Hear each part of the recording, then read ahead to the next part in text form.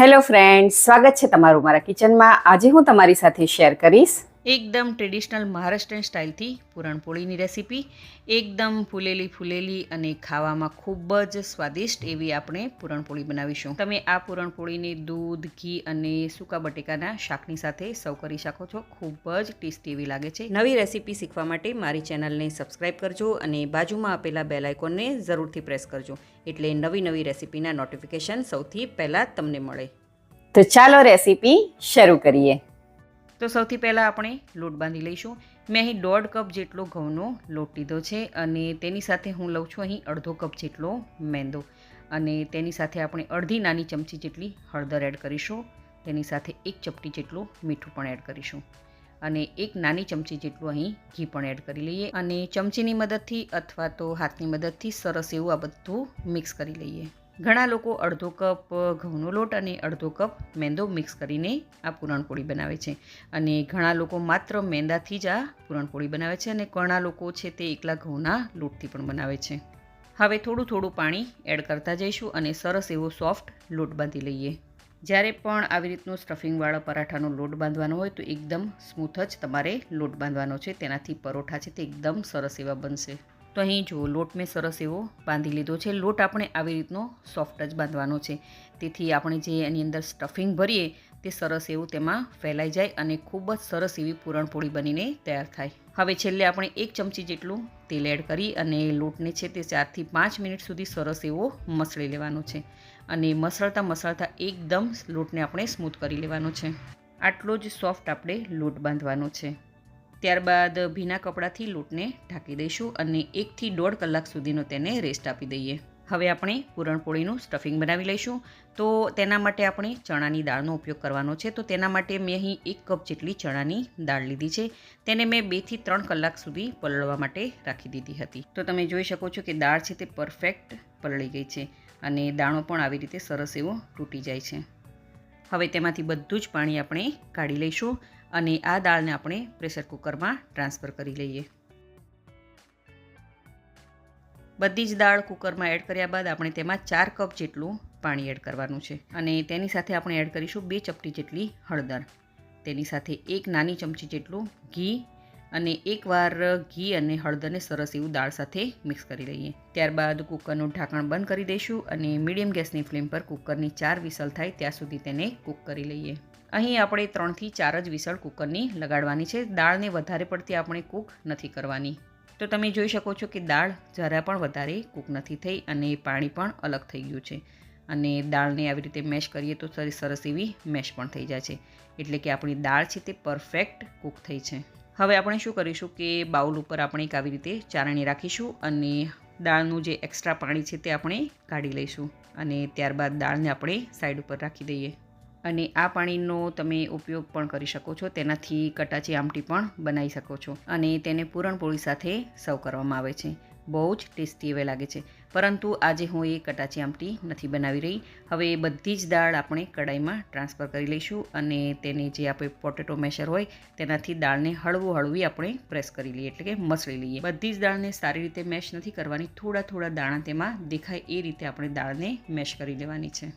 આવી રીતે દાળને મસળવાથી પૂરણ છે તે એકદમ સોફ્ટ બનશે અને વણતી વખતે પરોઠામાંથી પૂરણ બહાર પણ નહીં નીકળે. હવે કડાઈને આપણે લો ગેસની ફ્લેમ પર રાખી દઈશું અને તેમાં આપણે એડ કરીશું ગોળ. અહીં ગોળને મેં સરસ એવો રફલી ચોપ કરી લીધો છે. અહીં તમે ગોળનો પાવડરનો પણ ઉપયોગ કરી શકો છો. તો છે ને એકદમ સહેલું એવું માપ. 1 કપ દાળની સામે આપણે 1 કપ જેટલો ગોળ લેવાનો છે.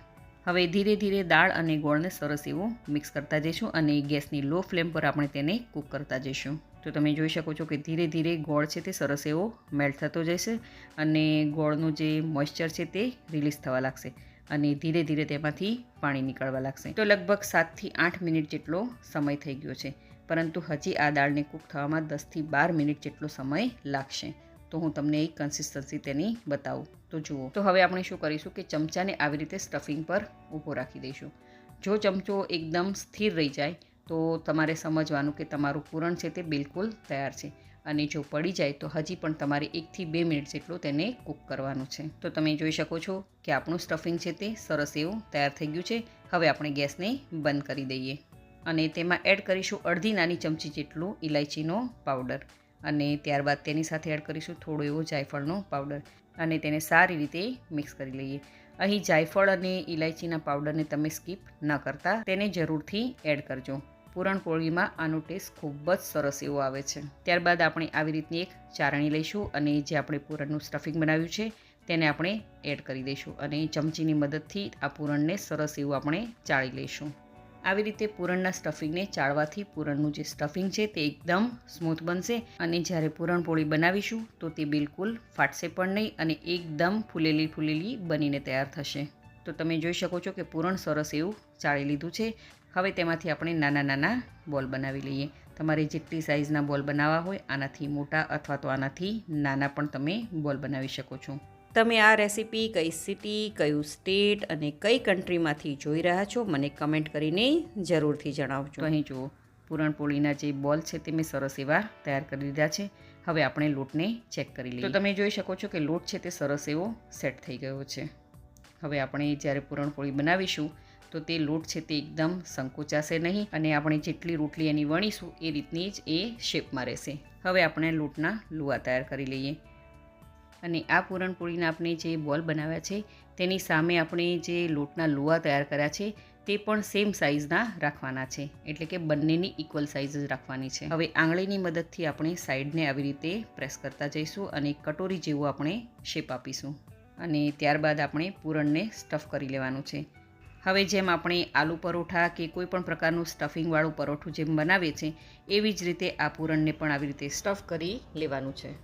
પૂરણને સ્ટફ કર્યા બાદ જે વધેલો લોટ હોય તેને આવી રીતે આપણે કાઢી લેવાનો છે.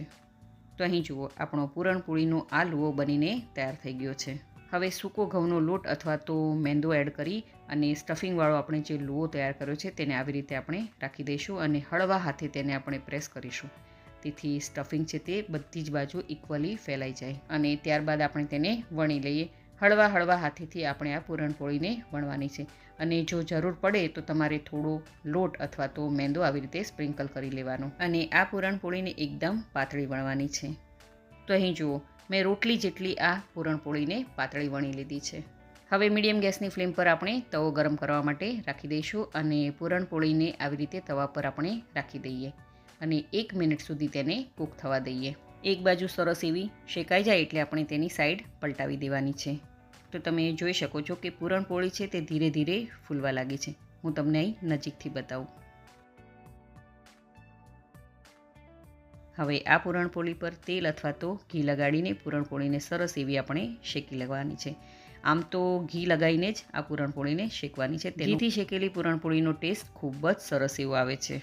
તો આ રીતે પૂરણપોળીને બંને બાજુ ઘી લગાડી અને સરસ એવી શેકી લેવાની છે. તો તમે જોઈ શકો છો કે પૂરણપોળી આપણી બનીને તૈયાર થઈ ગઈ છે. તો ચાલો હવે આપણે તેને ગરમ ગરમ સર્વ કરી લઈએ. તો આ મેં બીજી વાર પૂરણપોળી બનાવી છે. તો તમે મને કમેન્ટ કરીને જરૂરથી કહેજો કે મેં મહારાષ્ટ્રીયન સ્ટાઇલથી પૂરણપોળી કેવી બનાવી છે અને તમે લોકો કેવી રીતે પૂરણપોળી બનાવ્યો છો એ પણ મને કમેન્ટ કરીને જરૂરથી જણાવજો. આ પૂરણપોળી ખાવામાં ખૂબ જ સ્વાદિષ્ટ એવી લાગે છે અને તમે આને સ્ટોર પણ કરી શકો છો 3 થી 4 દિવસ સુધી. આ પૂરણપોળીને તમે દૂધ સાથે, ઘી સાથે અથવા તો કટાચી આમટીની સાથે અથવા તો સૂકું બટેકાનું શાક છે તેની સાથે પણ સર્વ કરી શકો છો. તો તમે આ રેસીપીને જરૂરથી ટ્રાય કરજો. જો તમને મારી આજની આ રેસીપી ગમી હોય તો વિડીયોને લાઇક કરજો અને વધારેમાં વધારે શેર કરજો અને મારી ચેનલને જરૂરથી સબસ્ક્રાઈબ કરજો. તો ફરી મળીએ એક નવી રેસીપી સાથે.